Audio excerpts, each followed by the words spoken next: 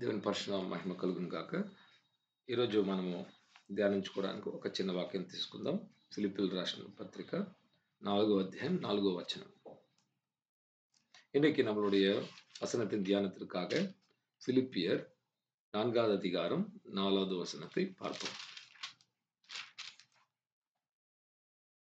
கர்த்தருக்குள் எப்போதும் சந்தோஷமாயிருங்கள் சந்தோஷமாயிருங்கள் என்று மறுபடியும் சொல்லுகிறேன். கர்த்தருக்குள் எப்போதும் సంతోషమాயிருங்கள் సంతోషమాயிருங்கள் என்று மறுபடியும் சொல்லுகிறேன் என்று சொல்கிறார். తెలుగులో ఒక చదవండి.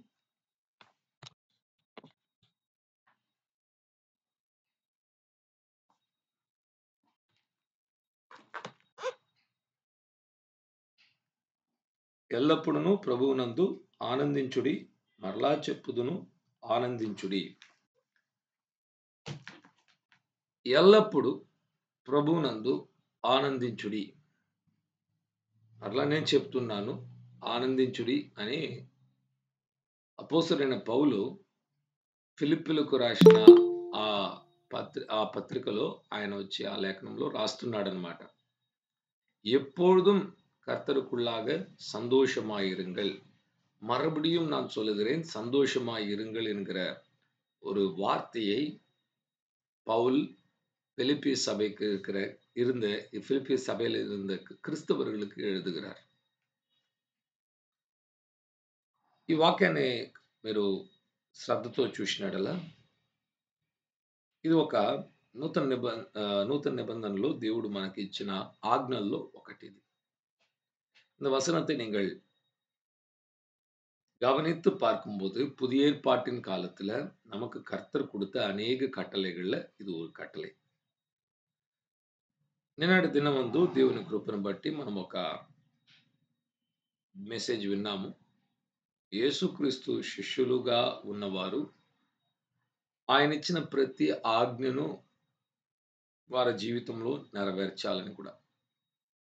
మరి మనం ఇలా అనుకున్నాం, ఒక అసైన్మెంట్ అనుకున్నాం. ఒక వారానికి ఒక ఆజ్ఞన తీసుకొని ఆ ఆజ్ఞను ధ్యానించుకొని దేవుడు ఇచ్చిన ఆ ఆజ్ఞను ఆ వారమంతా కూడా చేయడానికి దేవుని సహాయంతో చేసుకోవాలనుకున్నాం. பாருங்க, புதிய ஏற்பாட்டில் ஆண்டவர் கொடுத்த அநேக கட்டளைகள்ல சந்தோஷமாயிருங்கள் என்பது ஒரு கட்டளை. நேற்றைய தினத்துல தேவனுடைய கிருபையினால நம்மளுடைய செய்தியில நாம் பார்த்தோம். நாம் இயேசுவின் சீடர்களாக இருக்கும்போது அவர் சொன்ன கட்டளைகளை எல்லாம் நாம் நம்மளுடைய வாழ்க்கையில கை கொள்ள வேண்டும். நாம் நினைத்து கொண்டோம், வாரத்துக்கு ஒரு கட்டளையை எடுத்துக்கொண்டு அதை எழுதி வைத்து அதை நாம் விசுவாசித்து அதை நாம் ஜெபித்து, ஆண்டவரே இந்த வாரம் எல்லாம் இந்த கட்டளையை என்னுடைய வாழ்க்கையில நான் கடைபிடிக்க செய்ய எனக்கு கிருபை தாரும் என்று கூட கேட்கணும் என்று கூட நாம் நினைத்து கொண்டோம். మనందరికి తెలిసిన వాక్యము యాకోబుకు రాసిన పత్రిక 1వ అధ్యాయం 22వ వచనంలో, మీరు వినువారుగా మాత్రం ఉండి మిమ్మల్ని మీరు మోసపరచుకోక విన్న వాటిని చేసేవారుగా కూడా ముందడుగు పెట్టాలని కూడా దేవుని వాక్యం మనల్ని ఎంతగానో ప్రోత్సహిస్తున్నది. நமக்கு எல்லாருக்கும் தெரிந்த ஒரு வசனம், யாக்கோபு 1వ அதிகாரம் 22வது வசனம். நீங்கள் வார்த்தையை கேட்கிறவர்களாக மாத்திரம் இருந்து உங்களை நீங்கள் ஏமாற்றிக் கொள்ளாமல் நீங்கள் கேட்ட వసనத்தை செய்கிறவனாக இருக்கணும். విన్న వాటిని విని వదిలిపెడితే ఒక వ్యక్తి అద్దము ముందు నిలబడుకొని తన ముఖం ఎలా ఉందని చూచి వెళ్ళిన తరువాత ఎలా ఉన్నారో అన్న ఆ యొక్క వాళ్ళ సొంత ముఖాన్ని వచ్చి మర్చిపోయిన వ్యక్తి ఎలా ఉన్నాడు, కానీ చూచి చేసేవాడు గుర్తు పెట్టుకుంటున్నాడు అని కూడా దేవుని వాక్యం అదే అధ్యాయంలో మనకు యాకోబు 1వ అధ్యాయంలో రాయబడినది. யாக்கோபு 1వ அதிகாரத்தில் நீங்க பார்த்தீர்கள் என்றால், ஒரு கண்ணாடிக்கு முன்பாக ஒரு மனிதன் நின்று கொண்டு தன்னுடைய முகத்தை பார்த்து போன உடனே மறந்து போய்விட்டான் என்றால், அப்படிதான் ஒருவன் வார்த்தையை கேட்டு விட்டு செய்யாமல் இருந்தால் அப்படிப்பட்டவனா இருக்கிறான். ஆனா பார்த்து ஞாபகம் வைத்துக் கொள்கிறவன் வசனத்தை కీழ்పడివాన్ என்று కూడా சொல்லப்பட்டிருக்கிறது. ఈ 21వ దశాబ్దంలో మీరు నేను కూడా మరి దేవుని శిష్యులుగా, యేసుయే శిష్యులుగా ఉండాలి, అనుచరులుగా ఉండాలని కూడా ఎంతగానో ప్రయత్నిస్తున్నాం. అందుకే రోజు పొద్దున గంట సేపు మనకెన్నో ఇబ్బందులు ఉన్నప్పటికీ, మనం అందరం కూడా బిజీ ఉన్నప్పటికీ మనం వచ్చి మన సమయాన్ని ఈ గూగుల్ మీట్లో గడుపుతున్నాం. பாருங்க, ஆண்டவராகிய இயேசு கிறிஸ்துவின் சீஷர்களாக இருக்க வேண்டும் என்கிற ஒரே காரணத்தினால்தான் ஒவ்வொரு நாளும் அனுதினமும் தினதினமும் நாம் வந்து தேவனுடைய சந்நிதியில 1 மணி நேரம் இப்படியாக கூடி இந்த கூகுள் மீட்ல வந்து நம்ம దేవుని ఆరాధన செய்து వசனத்தை கேட்கிறோம். అలాగంటే అలా అన్నప్పుడు మనము అందరం కూడా దేవుని ఆజ్ఞలను కైగొనాలన్న ఒక ఆశ మనలో ఉన్నది. அப்போ யோசித்து பார்க்கும்போது நம்ம எல்லோரும் கூட கர்த்தருடைய கட்டளைகளை நாம் வந்து కైకొள்ள வேண்டும் என்கிற ఆశ நமக்குள்ளாக இருக்கிறது. మొట్టమొదటిగా తెలుసుకోవాలి దేవుని ఆజ్ఞలు ఏవి, రెండవది ఎలా చేయాలి, మూడవది మన జీవితంలో ఎలా అమలుపరుచుకోవాలన్నది మనం నేర్చుకుంటే పద్ధతిగా அடுகடுகா మనం ముందుకు వేసుకుంటూ వెళ్ళడానికి దేవుడు కృపనిస్తుంటాడు. பாருங்க, நம்ம முதலாவது வந்து தேவனுடைய கட்டளைகள் என்னன்னு தெரிந்து கொள்ளணும். இரண்டாவது வந்து அந்த கட்டளைகளை எப்படி செய்யணும் தெரியணும். மூன்றாவது செய்ய வேண்டும். ఈరోజు నేను తీసుకున్న నా జీవితంలో ఇప్పుడు నేను ఎన్నుకున్న ఒక వాక్యము ఈ వారానికి వచ్చి ప్రభువునందు ఎల్లప్పుడూ ఆనందించుడి. మరలా నేను చెప్తున్నాను, ఆనందించుడి అన్న ఒక ఆజ్ఞను తీసుకున్నాననమాట.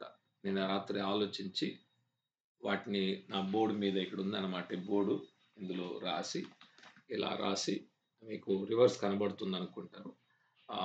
Rejoice in the lord ఆల్వే and again I say rejoice, Philippines 4:4. So ఇవి చూస్తుంటే నా రూమ్లో ఇప్పుడు గుర్తుకు రావాలి, ఇది దేవుడిచ్చిన ఆజ్ఞ, ఈ ఆజ్ఞను వచ్చి నెరవేర్చాలి. பாருங்க, அந்த இடத்துல இந்த நோட்ல வந்து நான் எழுதிக்கிட்டேன் இந்த ஸ்கிரீன்ல. கர்த்தருக்குள்ளாக எப்பொழுதும் சந்தோஷமா இருங்கள். மறுபடியும் நான் சொல்லுகிறேன், సంతోషమా இருங்கள் என்கிற కట్టளையை நான் எழுதி என்னுடைய అறைలో நான் வைத்திருக்கிறேன். ఈ వాక్యాన్ని చూసినప్పుడల్లా నాకు గుర్తుకొస్తున్న కార్యము, నేను ఎప్పుడు ఆనందంగా ఉండాలి, దుఃఖపడకూడదు, భయపడకూడదు, మరి చింతించకూడదు, సందేహించకూడదు. నా హృదయంలో ఎప్పుడు ప్రభులో ఆనందము కలుగుతూ ఉండాలి. பாருங்க, இந்த வசனத்தை பார்க்க பார்க்க எனக்குள்ள ஒரு சந்தோஷம், எனக்குள்ள ஒரு விசுவாசம், எனக்குள்ள ஒரு நம்பிக்கை வரணுமே தவிர அவிசுவாசத்துக்கோ, துக்கத்துக்கோ, வேதனைக்கோ, கவலைப்படுகிறதுக்கோ இடம் தரக்கூடாது என்கிற ஒரு விஷயத்தை நாம் அறிந்து கொள்ள வேண்டும். ఈ వాక్యము మనందరికి కూడా దేవుడు ఇచ్చే ఒక ఆజ్ఞ. ప్రభునందు ఎల్లప్పుడూ ఆనందంగా ఉండుడి. చాలా సింపుల్, ఎవరైనా అర్థం చేసుకుంటారు. చిన్న పిల్లలు కూడా ఈ వాక్యాన్ని చదువుకుంటే వాళ్ళను అర్థం ఏంటని అడిగితే చెప్తారు. ఎల్లప్పుడు అంటే ఎల్లప్పుడు, పగలు రాత్రి, నిన్న రేపు, ఇంకా ఈరోజు, మంచి జరిగినా చెడు జరిగినా, ఏది ఉన్నా ఏది లేకపోయినా ప్రభునందు ஆனந்திச்சாலன்ட்டு சந்தோஷంగా ఉండాలి అన్నది అర్థం. பாருங்க, இந்த வசனத்துடைய விளக்கத்தை கேட்டால் சின்ன பிள்ளைங்க கூட அந்த விளக்கத்தை சரியா சொல்லுவாங்க. எப்பொழுதும்னா எப்பவுமே, நேற்று, இன்றைக்கு, நாளைக்கு, அடுத்த வருஷம், நம்ம சந்தோஷமா இருந்தாலும் இல்லாவிட்டாலும், துக்கமா இருந்தாலும், எது இருந்தாலும் இல்லாவிட்டாலும், கர்த்தருக்குள்ளாக మనరమ్యமாக సంతోషமாக இருக்க வேண்டும் என்பதுதான் దేవునుடைய కట్టளை. ఈ విషయాన్ని ఎంఫసిస్ చేస్తూ మరలా దాని మీద ఒక స్ట్రెస్ ఇచ్చి మరలా నేను చెప్తున్నాను, ఆనందించండి. பாருங்க, இந்த விஷயத்தை வந்து ஒரு அழுத்தி சொல்லுகிறார் பவுல். மறுபடியும் நான் சொல்லுகிறேன், நீங்கள் సంతోషமா இருங்கள். ఎలా ఈ సంతోషం మనకు కలుగుతుంది, ఎప్పుడు కలుగుతుందంటే ఇంకొక వాక్యాన్ని చూద్దాము. కీర్తనలు 16 చివరి వాక్యం, సంగీతం 16వ అధికారం కడైసి వచనం, 11వ వచనం. కీర్తనలు 16:11 చదవండి తీసుకున్న వాళ్ళు.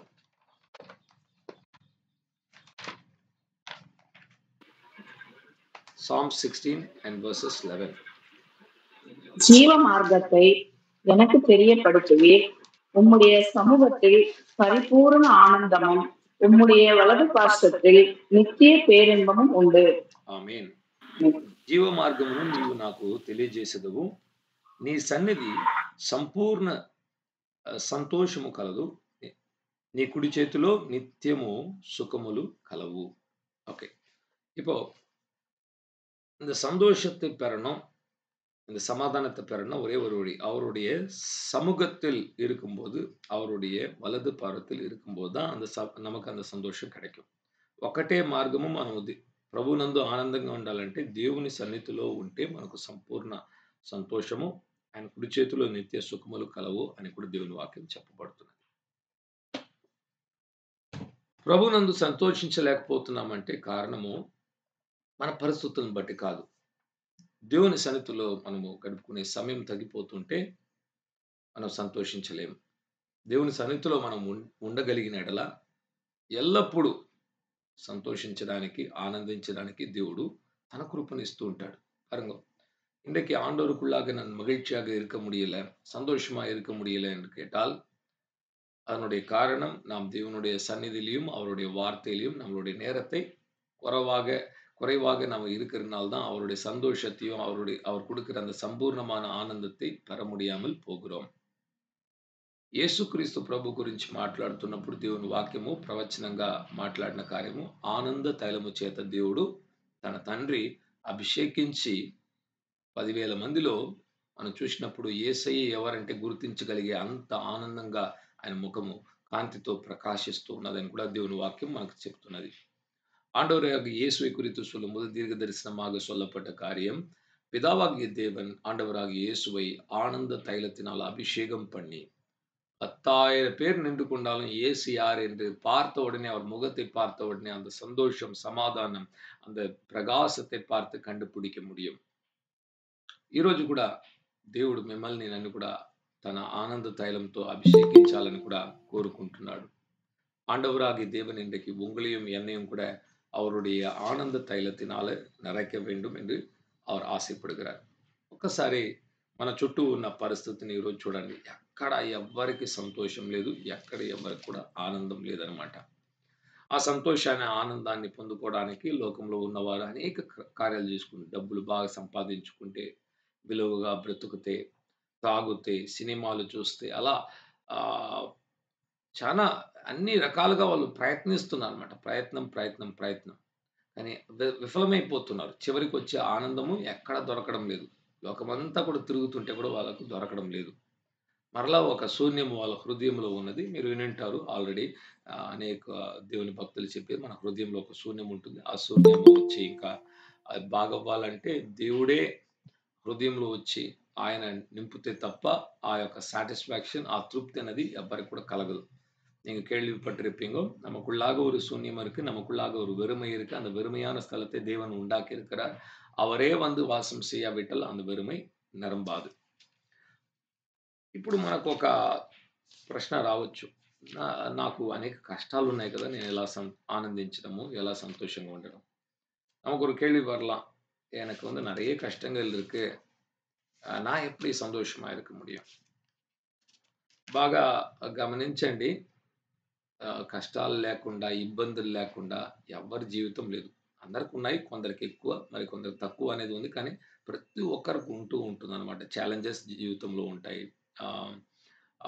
ఇబ్బందులు ఉంటాయి, ఇరుకులు ఉంటాయి. ఇవన్నీ లైఫ్‌లో వచ్చే parts and it's part and parcel of our lives. మన జీవితంలో ఎప్పుడు ఉంటున్నది వచ్చి సుఖము, దుఃఖము అన్నీ కలిసి వస్తుంటుందన్నమాట. ఒక్కలాగే ఉండదు. ఒక్కొక్క రోజు ఒక్కొక్క విధంగా మారిపోతూ ఉంటుంది. கேள்வி கேட்கலாம், எப்படி நான் சந்தோஷமா இருக்கேன், என் வாழ்க்கையில் கஷ்டமா இருக்கு? ஆமா, கஷ்டம் வரும், எல்லாருக்குமே வரும். அது சந்தோஷமும் துக்கமும் வாழ்க்கையில் நிறைந்து தான் வரும். அதெல்லாம் வாழ்க்கையில ஒரு భాగం. అప్పుడు మనకు కష్టాలు వచ్చినప్పుడు ఎలా సంతోషంగా ఉండడము? நமக்கு வந்து துக்கம் வரும்போது எப்படி நாம் சந்தோஷமா இருக்கிறது? ప్రసంగించుకోవడానికి లేకపోతే మాట్లాడుకోవడానికి బాగుంది. ఎలా మనము ఈ ఆజ్ఞను ఎలా గైకొనాలి? அதே మనకు ఇప్పుడు వచ్చే పెద్ద సమస్య. இது பிரசங்கிக்கவோ, இல்லாவிட்டா கேட்கவோ, படிக்கவோ நல்லா தான் இருக்கு. ஆனா நடைமுறையில எப்படி நடத்துவது என்கிற காரியத்தில் தான் நம்ம எல்லாரும் வந்து కేள்వికురియాగ இருக்கிறோம். ఈ వాక్యము మనకు తెలిసే ఉంటుంది. ఇది ఒక ఆజ్ఞ అని కూడా మీలో అనేకులకు తెలిసుండొచ్చు, లేకపోతే కొందరికి తెలిసుండదు. ఆప్షనల్ అనుకుంటాం. ఆప్షనల్ కాదండి, ఇది వచ్చి దేవుడిచ్చిన ఆజ్ఞ. ఎల్లప్పుడూ ప్రభువునందు ఆనందంగా ఉండు. మరలా చెప్తున్నాను, ఆనందంగా ఉండు. சிலருக்கு தெரிந்திருக்கும், சிலருக்கு தெரியாது. இது வந்து ஆப்ஷனல் கிடையாது. இது ஒரு கட்டளை. புதிய ஏற்பாட்டில் நமக்கு கொடுக்கப்பட்ட கட்டளை. கர்த்தருக்குள்ளாக எப்பொழுதும் మగిழ்ந்து இருக்க வேண்டும். మరి ఎప్పుడు కూడా మనము ఎవరు ఒకరు చెప్తున్నారంటే ఆ మెసేజ్‌కి ఎప్పుడు విలువ కలుగుతుందంటే వాళ్ళ జీవితంలో ఆ కార్యాలు మనం చూసినప్పుడే వాళ్ళు చెప్పే విషయం మీద ఎక్కువ నమ్మకం అనేది நமக்கம் అనేది கలుగుతుంది. பாருங்க எப்பயாவது யாராவது ஒரு மெசேஜ் குடுத்தாங்க, ஒரு வார்த்தைய சொல்லுகிறாங்க என்றால், அவங்களுடைய வாழ்க்கையில அந்த விஷயத்தை செய்தால் தான் அதை நாம் ఏற்றுకొలువం. ఒకరు ప్రసంగిస్తుంటే వాళ్ళ జీవితంలోనే లోపాలుండి, ప్రసంగిస్తున్న కార్యాలు వాళ్ళు చేయకపోయినప్పుడు విన్నవాళ్ళు వింటారే గాని ఎవరు కూడా పాటించరు. ஒரு பிரசங்கம் செய்கிற ஒரு பிரசங்கியார், அவங்க எவ்ளோ நல்ல பிரசங்கத்த செய்தாலும், அவங்களுடைய வாழ்க்கையில அந்த குறைகள் இருக்கும்போது, அதை கேட்கிற ஜனங்கள் யாருமே அதை வந்து பின்பற்ற மாட்டாங்க. ఏనంటాల్ அவங்களுக்கு வாழ்க்கை தெரியும். ఒక ప్రసంగికుడు ఇలా ప్రసంగించాడంట. దొంగతనం చేయకూడదన్న ఒక టాపిక్ మీద ఒక గంట సేపు బలంగా మాట్లాడాడట. ஒரு பிரசங்கியார் வந்து களவு செய்யக்கூடாது, திருடக்கூடாது என்கிற காரியத்தை குறித்து 1 மணி நேரம் பிரசங்கம் பண்ணாராம். ప్రసంగం పూర్తయిన తరువాత ఆ సేవకుడొచ్చి తనతో ఉన్న ఆ సెక్రటరీని పిలిచి చెప్పాడట. పక్కనింట్లో వాళ్ళ కోడి వచ్చేసిందేమో అది తీసేసి, కోసేసి మనం తింటామన్నాడట. అప్పుడు ఈయన అడిగాడంట, "అయ్యగారు ఇప్పుడే మీరు చెప్పారు దొంగతనం చేయకూడదు. వాళ్ళది కదా తీసుకోవాలంటే" తెలివి తక్కువ అన్నాడు. "నీకు తెలివి తక్కువయిందా? ఆ ప్రసంగాలంతా ఇతరులకు మనకది వర్ధిల్లదు. మనకు దేవుడు వేరే స్టాండర్డ్ ఉంచారు సేవకులు" అని చెప్పి అలా తీసేసుకొని తిన్నారంట. ఇది ఒక சின்ன ఉపమానం. பாருங்க ஒரு சின்ன ஊமையா சொல்லப்படுது. ஒரு பிரசங்கியார் இருந்தாராம். திருடக்கூடாது என்று பிரசங்கம் செஞ்சாரு. எல்லாம் முடிஞ்சிருச்சு. அவங்க கூட இருந்த வேலைக்காரங்கிட்ட சொன்னாராம்.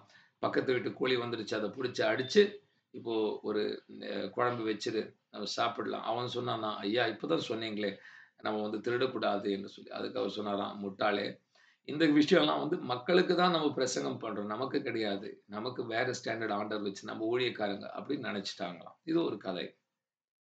అలాగే ఈరోజు కూడా అనుకుంటున్నాం. కొంచెం ఆత్మీయంగా ఎదిగే కొద్దికి మనం అనుకుంటున్నాము. కొన్ని కొన్ని ఆజ్ఞలు మనకు పనికిరాదు. మనకు దేవుడిచ్చి డిఫరెంట్ స్టాండర్డ్ అలా కాదండి. దేవుడు అందరిని సమముగా చూస్తున్నాడు. ప్రతి ఒక్కరికి ఒకటే நியாயமும், ఒకటే தீர்ப்பு தேவனிந்து. பாருங்க இன்றைக்கு நம்ம வந்து ஆவிக்குரியமா வளரும்போது நாம் நினைக்கலாம், நான் வந்து கொஞ்சம் வளர்ந்துட்டேன். அதனால ஆண்டவர் என்ன வித்தியாசமா பார்ப்பாரு. இல்ல ஒரே மாரி தான் பார்ப்பாரு. ஒரே நியாயம், ஒரே நீதி, ஒரே காரியம் தான் நடக்கும். ఇప్పుడు నువ్వు ఆనందంగా ప్రభువులో ఆనందంగా ఉన్న చెప్పిన వ్యక్తి ఎవరంటే పౌలు. పౌలు జీవితాన్ని కాస్త చూద్దాం. ఆయన ఆనందంగా ఉన్నాడా? లేదా? ఆయన ఆనందంగా ఉండగలిగితే మనం కూడా ఉండగలుగుతామన్న అర్థము. మనం విశ్వసించే తీరాలి. ఒప్పుకోవాల్సిందే. பாருங்க இந்த விஷயத்தை சந்தோஷமா இருங்கள் என்கிற கட்டளையை கொடுத்தவர் யார் என்றால் பவுல். பவுல் தன்னுடைய வாழ்க்கையில இந்த கட்டளையை கடைபிடித்திருந்தால் நாமும் நிச்சயமாக கடைபிடிக்க முடியும். அவருடைய வாழ்க்கையை சற்று பார்ப்போம். అపోస్తల కార్యము 16 అధ్యాయము 25 వచనం. அப்போஸ்தலர் 16 அதிகாரம் 25வது வசனத்தை வாசிக்கலாம்.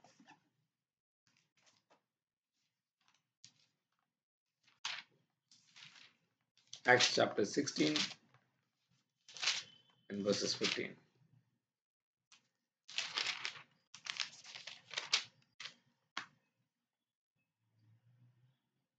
Twenty-five verse.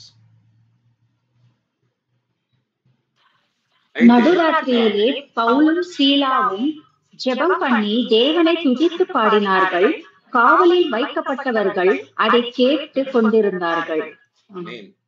అయితే మధ్యరాత్రి వేళ పౌలును శీలయు దేవునికి ప్రార్థించుచు కీర్తనలు పాడుచుండిరి, ఖైదీలు వినుచుండిరి. హల్లెలూయా. ఈ జరిగిన సంఘటన మీకు చరిత్రలో మీకు తెలుసు. పౌలు సైలస్ వచ్చి అక్కడ ఒక అమ్మాయిలో ఉన్న అపవిత్రాత్మను వెళ్ళగొట్టిన కారణం వల్ల బంధించి చెరసాల్లో ఉంచి వాళ్ళను ఖైదీగా ఉంచి కొట్టి రక్తపాతంలో వాళ్ళు పడిపోయి ఎడవవలసిన వాళ్ళు ఎడవకుండా మధ్యరాత్రి అయినప్పుడు లేచి దేవునికి ప్రార్థనలు చేసి పాటలు పాడి కీర్తించి స్తుతించగలిగారంట. ప్రభువునందు ఆనందంగా ఉన్నారు. కానీ పరిస్థితులు ఆనందంగా ఉండే పరిస్థితులు కాదు. చేతులు కాళ్ళకు సంఖ్యలు బిగించారు, కొట్టారు, ఇంకా బంధింపబడ్డారు, చీకటి గదిలో ఉన్నారు. ఇవన్నీ వాళ్ళ నిజ సందర్భము. కానీ వాటన్నిటిని విడిచిపెట్టి వాళ్ళ మనస్సును పైకి తీసుకొని దేవుని చూస్తూ ప్రార్థిస్తూ ప్రభువునందు ఆనందంగా స్తుతి గానము పాటలు ఎప్పుడు పాడాలి? పాటలు పాడాలి. ఎప్పుడండి పాటలు పాడుకోవాలి? వాక్యం ఎలా చెప్తుంది మనకు? సంతోషంగా ఉండేవాడే పాటలు పాడతాడంట. యాకోబు 5వ అధ్యాయము 13వ వచనం. Is anyone among you afflicted let him pray, is anyone merry let him sing songs. ఎవరైనా దుఃఖపడుతుంటే ప్రార్థించాలి. ఆనందంగా ఉన్నవాడు పాటలు పాడుకోవాలని దేవుని వాక్యం చెప్తే వాళ్ళు పాటలు పాడారు. ఎప్పుడు ఆనందంగా ఉన్నారు? చేతులు కాళ్ళకు సంకెళ్ళు బిగించి కొట్టుతున్నప్పుడు ఆనందంగా ఉండగలిగారు. అలాంటి పరిస్థితి మీకు నాకు ఎవ్వరికి కూడా లేదు. మనం ఎందుకు కృంగిపోవాలి? మనం కూడా ఆనందించాలి కదా! మనం కూడా దేవునికి பாடல் பாடி స్తుతించాలి కదా! பாருங்க, பவுலும் சைலஸும் சிலாசும் அவங்களுடைய கால்கள் கைகள் கட்டப்பட்டவர்களாக இருக்கும் வேளையில நடு இரவுல ஆண்டவரை ஜெபம் பண்ணி துதித்தாங்க. யாக்கோபு 5ஆம் அதிகாரத்துல சொல்லப்பட்டிருக்குது. சந்தோஷமா இருக்கிறவன் பாடலை பாடக்கடவன். அவங்க பாடல்களை பாடினாங்க. அப்ப அவங்க கர்த்தருக்குள்ளாக சந்தோஷமாக இருக்க ఆరంభించి విట్టాంగో. ఇదే అండి ప్రభునందు ఆనందించుట అంటే ఎప్పుడు నవ్వుతూ ఉండేది కాదు. ప్రభునందు ఆనందిస్తున్నామంటే మనకు సమస్యలు రావని కాదు. ప్రభునందు ఆనందిస్తున్నామంటే మన చుట్టూ రోజ్ ఫ్లవర్స్ ఉంటాయని కాదు. ముళ్ళ కంపాలు వచ్చినా, ఇబ్బందులు వచ్చినా వాటిని దాటుకొని దేవునిలో, నా ప్రభువులో నేను ఆనందంగా ఉంటాను. నా దేవుడు నాతో ఉన్నాడు అనే నమ్మకంతో ముందుకు సాగిపోతున్నాం కదా! అదే. అటువంటి ఆనందాన్ని దేవుడు మీకు, నాకు ఈరోజు దయచేయును గాక. దేవుడి వాక్యాన్ని ఆశీర్వదించును గాక. ఆమేన్. பாருங்க, கர்த்தருக்குள்ளாக நாம் மகிழ்ச்சியா இருப்பது என்று சொன்னால், நமக்கு பிரச்சனைகள் வராதுன்னு இல்ல. பிரச்சனைகள் எல்லாம் வரும். அதிலயும் தாண்டி ஆண்டவரை துதித்து, பாடி சந்தோஷமாக இருக்க முடிந்தால், அதுதான் ஆண்டவர் நம்மகிட்ட விரும்புகிற இந்த கட்டளை. இந்த கட்டளையை செய்ய தேவன் நமக்கு கிருபை கொடுப்பாராக. கர்த்தர் இந்த வசனங்களை ஆசீர்வதிப்பாராக. ஆமென்.